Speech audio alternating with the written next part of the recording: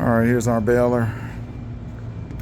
We have off, on, auto, e-stop if there's a situation or emergency. You just push that.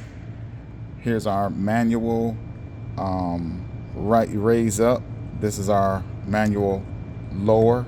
Turn it this way.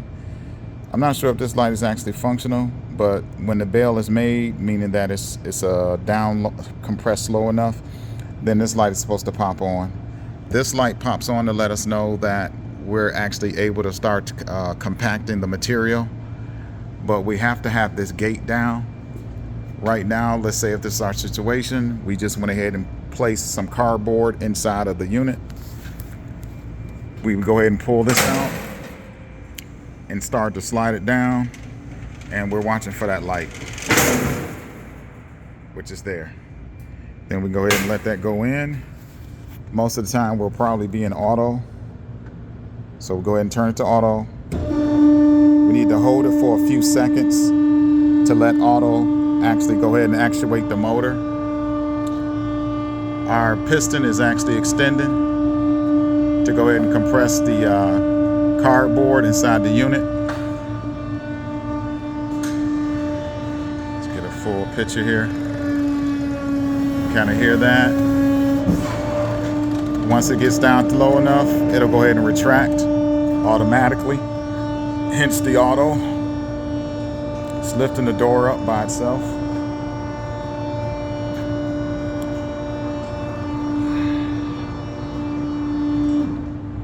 And then the light turns off and we're ready for another load.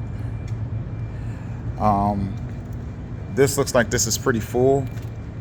We need to actually come over here to this turnbuckle. The turnbuckle, as you go ahead and loosen it up, will actually loosen up this section right here. It'll open up this this doorway. This whole door can swing out. After that swings out, you can either come in here with a high-low and some baling cable and tie it down, and then come in with the high-low, lift it up, and then pull it out of the way. But right now is the time that you would actually put the wire on it. After you open the door up, you would string it through the bottom. So this side, left side, and actually tie it down.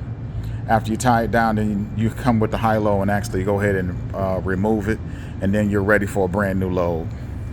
If for any reason you got an issue, you're going to want to actually go ahead and use the manual mode to lift it up and down. This button right here, you don't actually need to press unless the motor inside actually trips. As we come over here, we have a disconnect switch.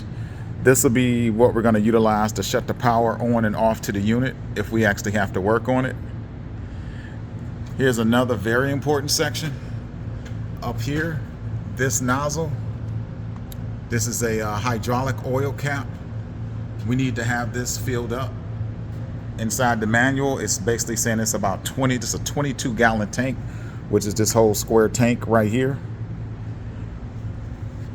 I did fill it up, or not fill it up, but I did place 2 5 gallons inside of it, but it still seems like it needs some more. I think it might take one more 5 gallon. This doesn't quite appear that it's working. Other than that, that is about it. And the instructions are inside of this unit.